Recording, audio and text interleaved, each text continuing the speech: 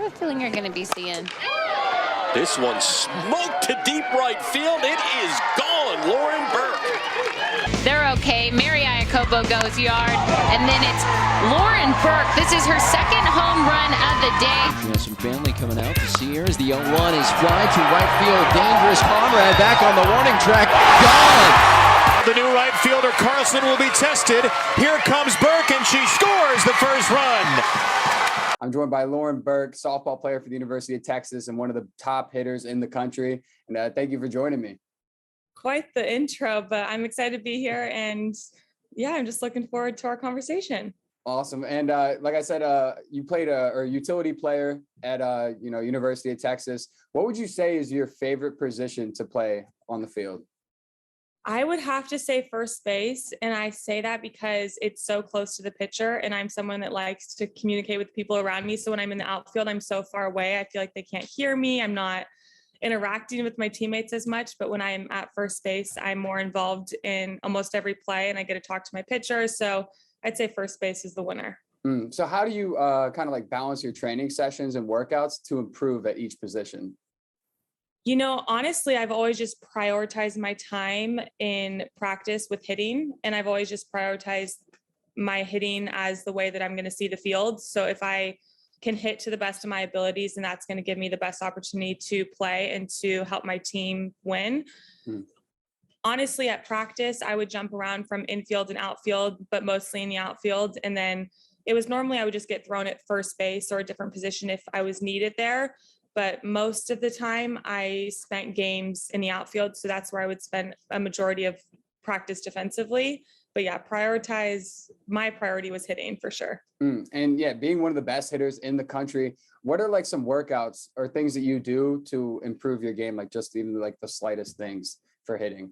I would say that if there's any younger softball or even baseball players listening, the most important thing is not only to practice your skills physically by working off a tee, front toss, BP, whatever it might be, but to really work on your visualization and your mental strength when it comes to the game, because it is so mentally tough and it can be extremely mentally draining. But if you can win in your mind first, it's such a powerful tool to have, and to be able to fall back on that if you're struggling or if you're in a slump, to be able to just continue to visualize yourself succeeding. And that's been such a game changer for me, is learning how to prioritize that and learning how to really use that to my abilities was something that really helped me grow my game. So what are some things like that are going through your head? Like when you're up to bat and let's say like you're facing a good pitcher, do you kind of like what are some things that you read, I guess, to make sure you hit it? Well, it's really easy to be on a roller coaster in your mind when you're up to bat and to be thinking about a million other things. So something our coach always told us, our hitting coach, Coach Singh, he would always just say to keep it as simple as possible when you're up to bat. So when you're physically in the box, you're facing the pitcher, think about one word, a phrase, something so short and simple that you can repeat to yourself and it's consistent throughout. So it could be compete, it could be see a pitch, it could be yes, yes, yes, no when it's a ball. So you just tell yourself like, I am swinging. Sometimes people like to get a little inappropriate, say some bad words in there to really fire themselves up. But I mean, it's individual to each person. Just find whatever works for you and just continue with it. Yeah. And now throwing it back a little bit, you attended Maher High School and a 3-time high school All-American, 2-time Gatorade Player of the Year. .701 batting average, which is insane. But how did you separate yourself as a high school athlete with all the things you accomplished and being a top prospect before committing to Oregon? You know, high school, gosh, it feels so long ago. I just really had so much fun playing the game. I never really ever thought about batting average. I never thought to break a record, to become an All-American. I was never thinking about those things. I was more so just having fun and enjoying my time. So the biggest takeaway from me there is comparing my game in high school to college. You feel more pressure in college, and the more pressure that's on you, it kind of makes it less fun at times. So obviously in high school, I had an incredible coach, Kayla Bro. She played at the University of Alabama, won a national championship there. She was an All-American and she coached me in high school, which was pretty incredible. And so did my dad. But yeah, high school ball, I mean, in Oregon, it's pretty easy to set yourself apart, just considering there's not a ton of top softball prospects in the state. that is. There is in California and other states, but in Oregon, it wasn't a huge softball state. So I mean, I hate to say it's not too difficult to set yourself apart in a state that doesn't have a lot of competitive softball around. So I think that's another reason that I just had to make it fun and not care too much about wins versus losses or getting frustrated if we weren't doing well, because the goal wasn't necessarily to always be winning and all of these things. It was just to have fun and just to give people something to do after school or whatever it might be. So what would you say, like from the high school level to playing D1, like what are some challenges that you kind of had to like overcome, or like things that you faced that you weren't really expecting as a high school athlete that you ultimately had to face? Everything. Oh my gosh. So I'll tell a little story. So my very first day at practice at the University of Oregon, we were doing VP and I was in the outfield just shagging for the group. So it's like 3 groups and you kind of go through. So I was in my outfield group shagging, and there was a home run and I didn't jump on the fence to go catch the home run. So my coach at the time, one of our assistant coaches, had me sit on the bench in the dugout for the rest of practice, just sitting there and watching everybody. And I was absolutely humiliated. I was like, oh my gosh, it was a home run that I didn't jump up on the fence to try and get. But really, I mean, it humbles you so fast going from high school or travel ball to then being on D1. I think the biggest difference is you're now surrounded by a team full of people who were all the Gatorade Player of the Year, who were all Americans in high school. They were all the best player on their team. It's no longer you're kind of like the star of the show in high school or whatever it is, but now you're surrounded by people who have made a name for themselves at the D1 level. And it's so humbling. And I just remember being in that space and almost doubting myself so much, being next to these people who are so amazing that I've looked up to and I've watched on ESPN, and now being their teammate. It's very challenging to transition from high school to college. And my advice would just be, one, to know your role as a freshman. There are some things you have to do that are a little bit annoying, carry the bags, all these things off of like Pay some dues. Yeah. Yes. I mean, we have to pay our dues as a freshman, but remember that you belong there and you got there for a reason. You're wearing your university's name on your chest for a reason, and keep that your constant, because it's going to have a lot of highs and lows your first year. You're transitioning, you're moved away from family, living on your own for the first time. So there's so much more that goes into it than just your sport. But that transition, oh my gosh, I can imagine being brutal. It was hard. It was very, very tough. And then I had to do it again when I transferred. So yeah. So before you transferred, so you're from Eugene, Oregon. You played softball at University of Oregon. Was that kind of like a dream of yours to like play at Oregon, where your home state is? Yeah, I grew up going to all the Oregon softball games. I would wait in line after to get everyone's autograph. I was an Oregon super fan, and I still am. I'm still a big fan of all Oregon athletics. Whenever I'm home, I try and go to some sporting event, but it was always a dream. And it was such a dream because I had my family in the stands every game. My family friends were able to come. My grandparents were able to come and support me. So being in your hometown is such a blessing, but also it was such a growing moment for me when I did transfer. So yes, it was my dream always to go to Oregon, until we had some changes in our program. And then I realized that I committed not only to the team, but I think I had committed to a coach, which when he left, it made me feel less loyalty to the program, which was not a good thing on my part. And that's something that I would tell people who are committing, is that you're not just committing to the coaching staff that's currently there, because that changes. So make sure you love the school, love the city, love the university, love your major, all of those things that play into it also. Well, my coach at Oregon went to Texas. So it was a pretty simple transition there. I knew that's probably where I was going to end up. I knew that's where I wanted to be. I actually, when I was younger, we took a family vacation to Austin because my parents at one point had a small business in Austin. So we had visited here. We have pictures on campus when we were like 5. I'm like 5 years old throwing up hook 'em. So, I mean, it all seems very full circle, but it wasn't too much of a decision to make on what school to go to. I pretty much had it in my mind that that's where my eyes were set. Nice. So you said like you'd already checked out the campus like maybe a couple of different times when you were younger, but like what was that first impression when you landed in Austin and you were like, okay, now this is my home for the next couple of years. This is where I'm going to be playing ball? Well, this is not too much about sports, but I will say Oregon is a campus where the going out scene is very different. It's a small town. You go to like little house parties. I think there's one bar on campus, and then I come to Austin and it's this big city. In my eyes, it's like New York City. It's huge. I'm so overwhelmed with everything to do and everything to see. The nightlife is so different. It was a complete 180 as far as location, but the people in Austin were very similar to the people in Oregon.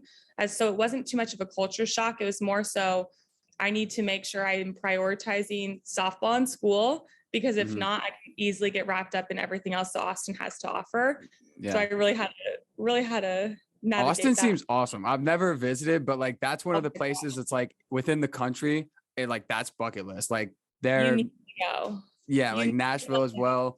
I don't know. There's just certain been to places. Nashville. I've been wanting to go though. Yeah, I mean, I just feel like Austin's just booming. Is that kind of like something you've noticed over the last couple of years? Like a lot of like people, coming in.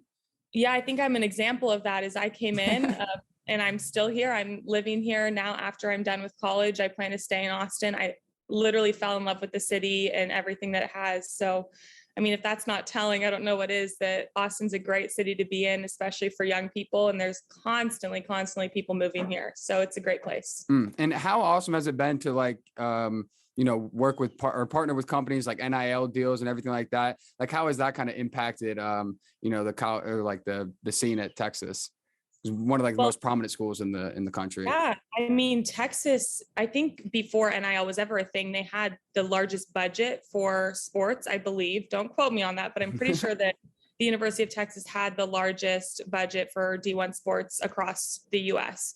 And the connections that we have at Texas and the small businesses just located in Austin alone that want to support student athletes, whether it's restaurants or jewelry stores, whatever it is, everyone is such a UT fan and they want to go out of their way to support athletes. So whether you have 10 followers on Instagram or 100,000 followers on Instagram, they want to support you. And that's something that's very unique and special to Texas. Is it's not just the big companies. It's not just the people with thousands and thousands of followers that are getting support with NIL. Anyone on campus can, because of the support that we have. And you've grown like so much on social media. Kind of tell us a little bit about that. Like, how did you, pick up traction on social media while still playing a full-time, D1 sport? Yeah. Oh gosh. Social media is such an interesting place to be in. And especially with TikTok, the growth is so fast that it almost happens in a blink of an eye. It's like you wake up and you have all of a sudden 50,000 more followers and you're like, whoa, where did this come from? One video goes viral. So it's something that happens so fast, you almost don't even get the chance to acknowledge what happened or to realize the amount of people that are actually watching you online. It's no longer just your close family and friends, but it's now young girls and young boys that are baseball or softball players or fans of the university that you're at. So I think it was actually pretty challenging for me, which I don't think a lot of people would think. But I went from being someone who prided myself on softball. It's something I worked my entire life to be, was, a softball player, someone that thrives in their sport. And then all of a sudden after games, it was no longer people wanted my autograph because I play softball at UT, but it's because, oh my gosh, I follow you on TikTok. So it was almost like an identity crisis for me my last year. It was really, really strange. I mean, I don't want to say it was this horrible thing I went through, but I mean, it definitely did make me think twice, like, should I even be posting on social media? Because this is a little bit weird. This isn't what I wanted to be known as. But I mean, I just need to recognize the platform that I have and the influence that I can have on younger athletes to become just better versions of themselves, and to use the platform that I was given for good and not just, for whatever it is that I want to share that day. So really realizing the responsibility with it. Through your following on social media and I mean, like NIL deals and everything, like what are some awesome opportunities you've been able to do, like places you've been traveling or like events you've gone through? I would say the most exciting thing I've done was actually recent, when I was able to go to LA to play in the Jackie Robinson softball game. And that's awesome. I was on a team. I mean, Lil Wayne was my teammate. And I'm like, oh my God, major imposter syndrome going on. I'm like, why am I here? This is insane. But the amount of people that I was able to meet there and that experience entirely was so incredible and something I never would have been able to do if I wasn't posting online, if I wasn't being vulnerable on social media. So in doing so, as difficult as it is at times, it's given me so many opportunities, and not only just going to events, but also learning taxes. I didn't take a class in college about how to do my taxes. I mean, maybe in accounting or something, they mentioned it here and there, but I wasn't really listening. But then it happens to you and you get these real life experiences where you have to learn how to market for a company. You have to learn how to brand yourself and what your values are that you want to put out there onto social media. So not only was I able to travel and to meet incredible people and experience these once in a lifetime opportunities, but I learned life skills that I'm going to be able to take with me for the long haul. Did you get to say what's up to Wayne? I did. I got to chat with him for a little. We played catch together. Okay. So when we were doing our lineups, his name was right after me. So we were like standing on the third base line next to each other. And I look over at him and I was like, there's no way I'm standing next to you right now. And the craziest thing is, before the game started, we had a home run derby. And so there was one player from each team, one boy and one girl, that participated in the home run derby. So I was the girl, or one of the girls on my team, that did it. And our team ended up winning. And he mentioned that. He was like, oh no, like, you're big time. I saw you win the home run derby. And I'm like, no way. Oh my God. That's it's too so cool. wild. I'm like, you're a real person.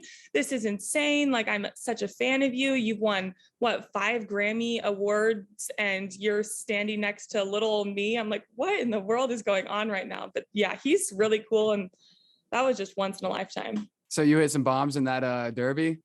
I mean, some, as in maybe 4, maybe 5, but Okay. I mean, it was just like front toss. It wasn't anything crazy. Do you have like a certain like any celebrations, like, do you ever maybe have done or want to do, like when you nuke a ball, like you're like a bat flip or something?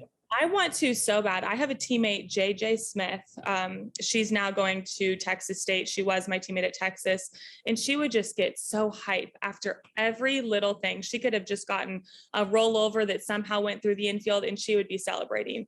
And I'll hit a double off the wall, and I'll just stand on second base and be like, yeah, yay. Like, I have a picture of myself on second base with my thumbs up on second base. I'm like, that's really my celebration. I am so boring. But, you know, I wish I could, but I've just always been fairly chill, regardless if I'm doing absolutely horrible or if I'm doing really well. I mean, nothing wrong with being humble, but you do need like that electricity on the team. So it's good that you have that teammate that really carries it. Yes, we did. But what would you say are some standout memories that you have? And it could be from any level that you played at. My biggest standout moment was this year going to the College World Series, and specifically seeing the growth from my freshman year at the World Series to my senior year. There's more seating. It's a longer schedule. So now there's day off for if you're in the winner's bracket. There's just everything. The experience in itself was so much better. Nike did like this whole experience for all their Nike schools, that it was called the Nike experience. And they had like Normatech, they had people come and do your hair. It was like this whole big thing with gifts. And it shows how much the game has grown. And especially as a female sport, it's so exciting to see that. And it gives me a lot of hope for younger girls that are growing up playing softball, that they're going to have those opportunities and then potentially have even more opportunities post-college for pro softball. So really just seeing the growth of the game, I would say, has been the best thing that I've been a part of in college. Yeah, and like more and more eyes coming on the sport every year. But what would you say are like some of your favorite atmospheres to play in that you've been a part of so far? Ooh, the best away game, I would say, is either at Arkansas, which we played in the super regional, or at Alabama. And I say that because they have a berm in their outfield. So there's people that are like standing on top of you. So you're like interacting with them. Yeah. The fan base there on both of those schools, Arkansas and Alabama, they're so strong, and they come out every single game and they're just wild and loud, and they just have fun, and they're all matching colors. It's almost like a football atmosphere. And so me seeing that, I'm like, oh my gosh, this is crazy. This is so cool. And even though they're cheering against us. It's just, regardless, it's really exciting to see, but they're fun atmospheres to play in, but also challenging at the same time. Yeah, and you guys made an awesome run this past year in the softball World Series, made it all the way to the championship. But how do you stay dialed in as a team after you win a big game, but you know you have to play again like in a few days? So I think I'm just going to go back to after the Big 12 tournament when we get seeded. So we were expecting, this was probably bad on our part, but we were expecting that we would get seeded and we'd at least get to host a regional. So then we are watching in our team room and we're not seeded. They send us to Washington. So we end up going to the UW regional. And at that point, I think we were almost a little angry at times where we were like, I feel like we deserve to be hosting, but yet we also lost some games that, you know, were very large in the decision not to let us host. So we almost had that chip on our shoulder going into postseason. So we go into postseason, we're at Washington, we're the 2 seed there, and we win the first game against the 3 seed. Then we play UW and we win again against UW. And then we play them again on Sunday and they beat us the first game. And then at that point, to be entirely honest, our entire team's demeanor was like, we're done. Like the body language on every single player, it was just down and you could just see it. But we had a team conversation where we're like, we're already here. Nobody expects us to win. We've been on the road for the past couple of weeks. We might as well just F around and do it. That's kind of what our mantra was, like F around and do it. No one believes that we're going to win, so we might as well just prove everyone wrong.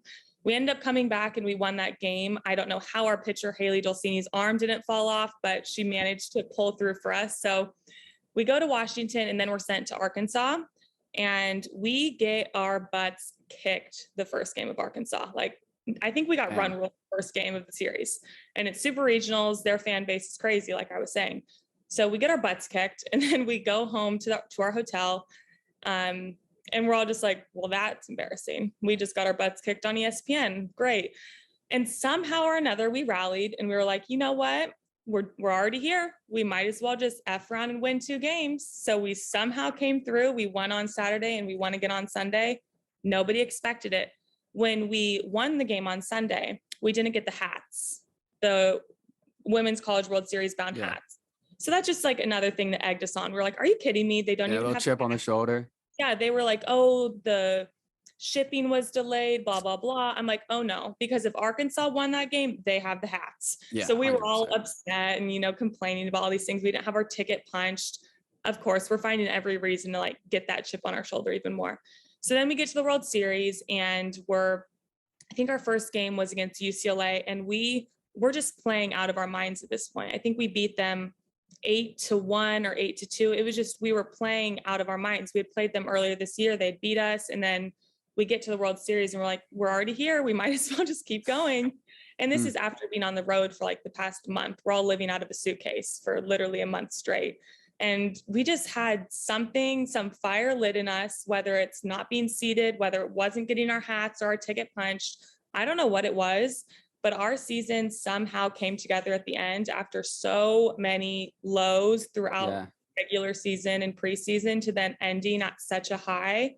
It was such a whirlwind. And I feel like it's an experience that our team is always going to remember. And it made us so close because of it. But yeah, So how electric were those vibes when the ticket was punched, even though you couldn't like actually do it, like post game in the locker room, like is everyone just going nuts? Well, we had a crazy dance party in our team bus. We're raging to music, you know, all getting up and dancing, whatever. But we were also pretty much in disbelief of the fact that our team was finally playing to our potential. Like we knew how good we could be, but it hadn't been shown yet against our competition. So when we ended up winning against Arkansas, we were all like, we're really going to the World Series.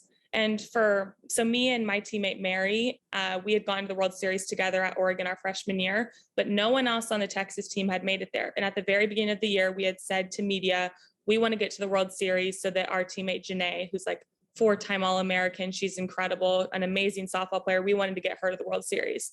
And that was like our goal at the very beginning of the year. And so we just kind of we're all looking at each other like, we're really going to the World Series. I think that was like an awesome feeling. And like was crying, and my mom was like, I'm going to miss another wedding. And my mom, because my mom and dad were going to another wedding, and they were like, we didn't think you guys were going to win. We said we could go, but it's just like everything about it. We were all just in absolute disbelief, but excited at the same time.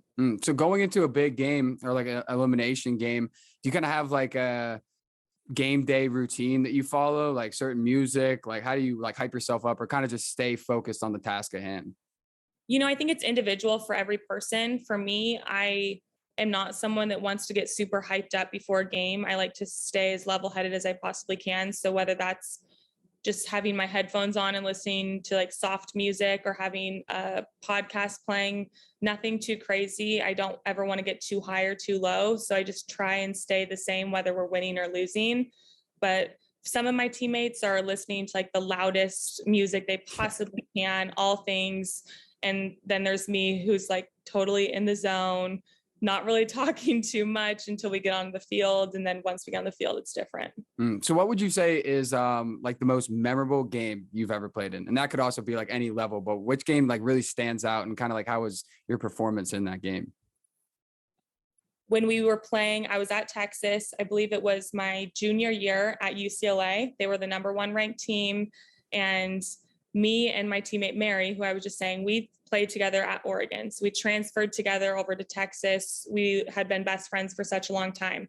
It's Mary's hometown. It's UCLA, that area in LA. So her entire family is there in the crowd.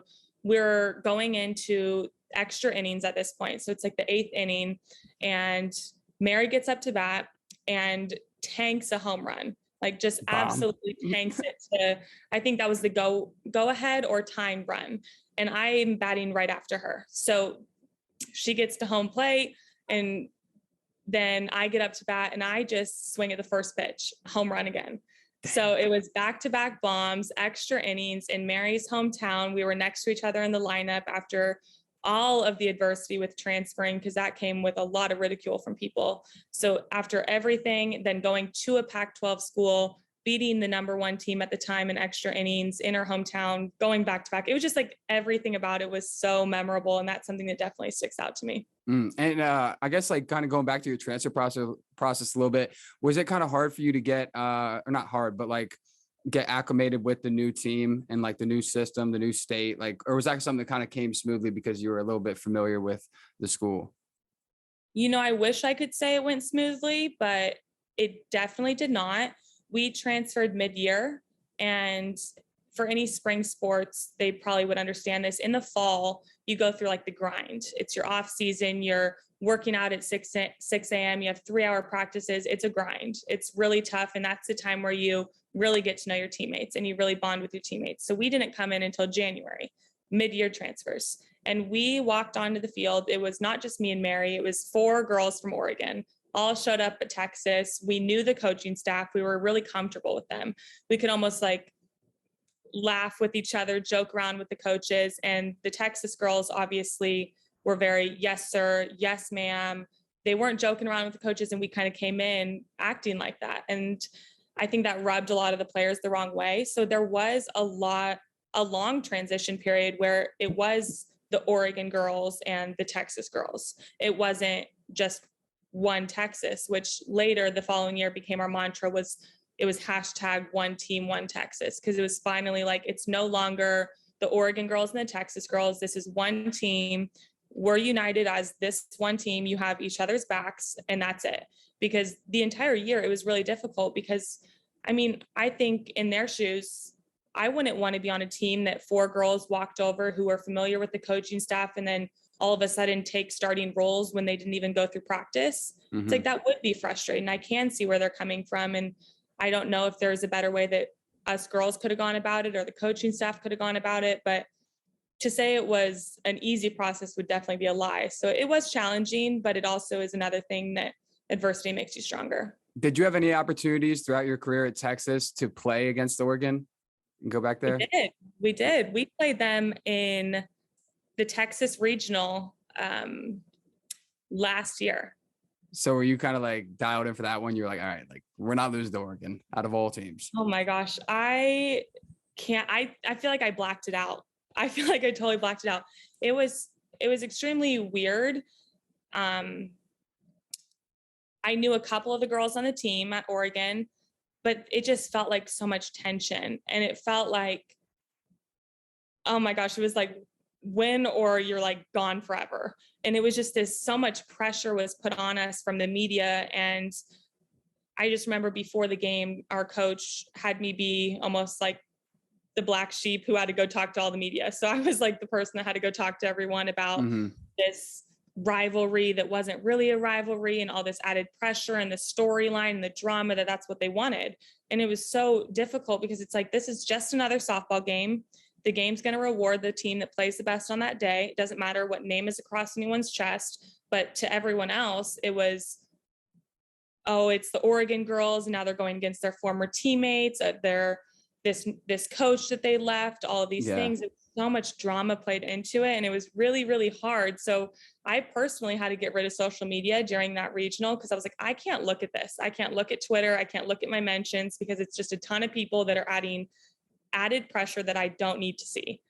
So I had to do that for myself. But yes, we did play them. It was extremely difficult mentally, and it was very taxing, but we did win. So that's a plus. Yeah. And then we moved on to super regionals. So is that something that you always do, like towards the tail end of the season when the games matter more? Do you kind of shut down on social media, or is that only if, you know, things are getting out of hand, like in that situation? Typically, yes. But this year, for some weird reason, was different, where we were using the trolls on Twitter as more fuel to our fire. So we were just going back and forth with people on Twitter, and it was almost comical to us. We were just having fun with it. And it wasn't something that was making us feel like upset or angry. And if that was a reaction, then we wouldn't have done it, obviously. But it was just another thing to add more fuel. So we were like, you know what, why not? Like, why not just back ourselves up instead of having other people do it for us or having our play do it for us? But let's use our words. Let's talk to these people. Let's humanize ourselves a little bit more, because all they see is an @ name on social media.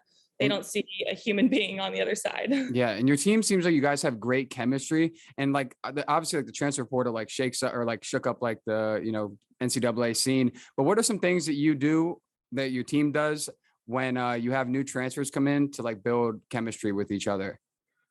I think for me personally, after going through that experience and feeling almost a little bit isolated from the team, anytime there was a transfer, I would want to go out of my way to get to know them and make them feel comfortable and welcomed on our team, regardless if they were the same position as me or not. I didn't let that play into it. But even if it's not a transfer, just our incoming freshmen, it's like, make them feel comfortable with you, build a trust with them, go hang out with them. Yes, there's a 4-year age difference because they're freshmen and you're senior, but go out of your way, be a mentor to them, guide them, help them. You want them to do well. You want them to help better your team. So I think that was the biggest thing, was just, for me, I wanted to become as close as I could with the freshmen. And I still am like in group messages with them. I absolutely adored our freshmen last year. And then likewise with transfers, just really making everyone feel comfortable, going out of our way to do team bondings. Like, we would go out together. We would all go to someone's house together, play dumb games together, anything to just bring us closer and spend quality time away from the softball field.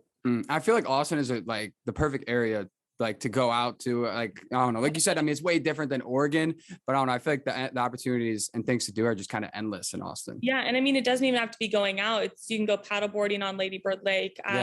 We could go on the boat together, go on a walk around the trails. It could be anything. We go to brunch. It didn't have to be a party scene, so to speak. I mean, that is a good way to bond, but it didn't have to be that. And there's just so many things that we could do, but it also helped that we had coaches, or a coach, Coach Bartlett. She really prioritized our culture. So sometimes we wouldn't practice and we would just do random team building exercises. We had a team psychiatrist, a sports psychiatrist, that came in and talked to our team nearly weekly all throughout the fall.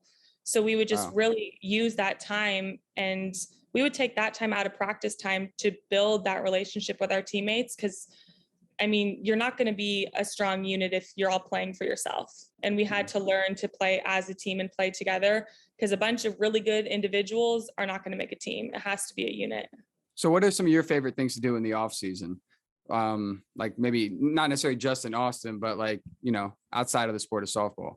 Oh, so I have a dog, Simba, and he's a golden retriever. I absolutely adore him. And I like to take him on walks, take him on hikes.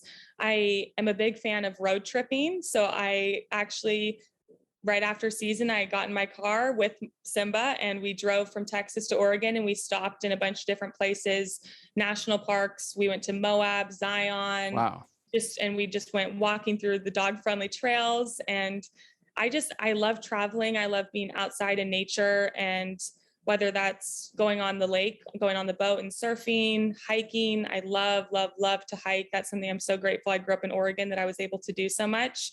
There's so much beauty in the state, but really just traveling, spending time with my friends and my family, taking my dog and exploring with him. Really anything. I like doing arts and crafts stuff. I'm kind of all over the place, and I get like really passionate about something for like a week, and then I'm like, That's like, yeah. Yeah, you kind of just like burn yourself out. Like I'll do it so often for like a month, and then I'm like, well, it doesn't really get me like excited like it used to. Yeah, I feel like I've done just about everything and been really passionate about everything for a short period of time. But the consistent things I absolutely love is just being outside and just exploring. So you said you love hiking. Like out of all the places you've gone to or like done a hike at, what would you say is like number one? Well, so it wasn't my first time going to Moab and Zion and those places. I went last year with my parents, and we went to Arches National Park, and we had hiked up to Arches, and my dad and I decided to, which is totally unsafe probably, but we went all the way to the arch. My mom didn't want to go because it was a super narrow trail. And we just went there, and we were like sitting under this gigantic arch and just looking at all of the beauty. And it's so humbling really to be in spaces that are so incredible and beautiful, and just makes you realize like how insignificant our problems are, or how small these things are to us. And so that's something that's really good, even just for my mental health, really, is going and looking at like how beautiful God's creation is, and like taking all of that in and exploring things that I haven't seen, because it really just puts into perspective everything. So being in position, I'd say just really Utah and Arizona and all those places through that drive it's just so beautiful. And that's definitely my favorite place to go explore. At Texas, you majored in communication and leadership. What excites you about the next chapter of your life? Oh, I get this question a lot. What's next? And I really never know how to answer that. Right now, I'm doing my social media stuff, and that I make an income from that. I want to study for my real estate license. That's what my parents have done. And that's something that I've always been passionate about, just because I've been around it for so long. I've been around it all my life. I feel very familiar and comfortable with that space. But also with my communication degree, whether it's going and speaking to teams or coaching, like I was saying, a younger team, or just doing one-on-one lessons, and really just connecting with the younger generation and growing the game and building their confidence. Because my major was so interesting, learning about all the aspects of communication, whether it's verbal, nonverbal, and all of the things that we do to communicate and how important it is. It's just something that I want to have translate in anything that I do next in life, whether it's marketing, whether it's real estate, whether it's starting my own business, whatever it is, it's going to be like the vital component of whatever I do, is the way that I communicate and the way that I present myself. And that's something that I learned with my degree. So would you ever go get your master's? No. So you just know in school. Yeah. I don't blame you. I'm not a school girl. And well, when I say that, I love learning. I I loved college, but I was passionate about softball. I wasn't passionate about school. I got by with school. I got good grades, all of those things, but it wasn't something that made me feel challenged in the way that I want to feel challenged. I felt challenged by competing on the field, by doing things that I didn't think I was capable of, not so much of getting an A in school. So if it was necessary and that's what I needed to do for the career I was looking for, yes, I would go back and get a master's. But as of right now, no. It's okay if you don't have an exact answer to this question, but do you have like a dream job or like a perfect life or something? I would absolutely love to have some sort of nonprofit where it was like an investing, and I was able to invest in small businesses or just help younger people who want to start a business and help them get to the point that they want to be. So investing in companies that maybe the big gigantic firms aren't interested in as much, but I like being able to advise them and be able to give them the means that they need to create the dream that they want. I would absolutely love to do that. Some sort of nonprofit investing firm. I don't know if that's even a thing, but if it was, I would absolutely love to do that. Kind of like a little bit like Shark Tank, I guess. But like a nice version. They're Yeah, I was gonna say. like Shark Tank. Yeah, no, Shark Tank, they are ruthless on there. We are actually talking about that when we were driving down here the other day. Yeah. But yeah, now one of the last questions that I have for you is what's some advice that you would give to young athletes? Maybe not just softball players, but aspiring athletes. Ooh. For what space? Is it college? Is it where they're at currently? What are we thinking? I would say like maybe they're in high school and they're not sure if they should take the jump up to play D, or like, maybe if they only have like a D2 offer, D3 offer, like, sticking with the dream compared to, going to school for something else. I would just say for anyone, if you have any part of you is wanting to play at the next level, and if you're passionate about the sport that you play and you're confident in your game, do it regardless if it's D1, D2, D3, JUCO, whatever it is, go play. And if you believe that you're capable, you start at D2. Then you'll maybe transfer to a D1 school. You never know what can happen. We had a baseball player, Ivan, on the Texas baseball team, and he got drafted, and he started at a JUCO school. So say if he was in high school and he had that opportunity and he didn't take it, he wouldn't be drafted right now. So regardless of where you're at, there's a place for you. And even if it's not the place you want to be right now, it's going to help get you to the ultimate goal, which whether it's playing pro or playing at the D1 level, but really being where your feet are in that moment, that's an opportunity. It doesn't mean that you're not going to end up at your ultimate goal, but that's where you're at now. So I would just say, regardless, take advantage of the opportunities that you have. Don't look in the past or in the future. Just really be where your feet are. Enjoy the moment, soak everything in, because sports go by fast. I mean, and they're all such incredible experiences. So just be where your feet are, have fun. If you're not having fun, you shouldn't be doing it. So have fun, be where your feet are, and just take advantage of the opportunities you're given. I love that. And would you ever go play pro? If I had the opportunity, I would, but I don't know if the opportunity would present itself as of right now. Okay. We'll see. And never know. And now actually one more question is, so let's say you're in the batter's box. It's a, big game, elimination game. You could even say like World Series championship. What's your favorite pitch? Like, what are you hoping they throw? And you're like, oh, this is going to be a thing. High and inside, up and in. Okay. That's my pitch that I can, boom, I'll barrel that up. If they throw me low and out, you're not going to get much out of me. I might get a blooper over that side of the field, but up and in is definitely my pitch where my power comes. Nice.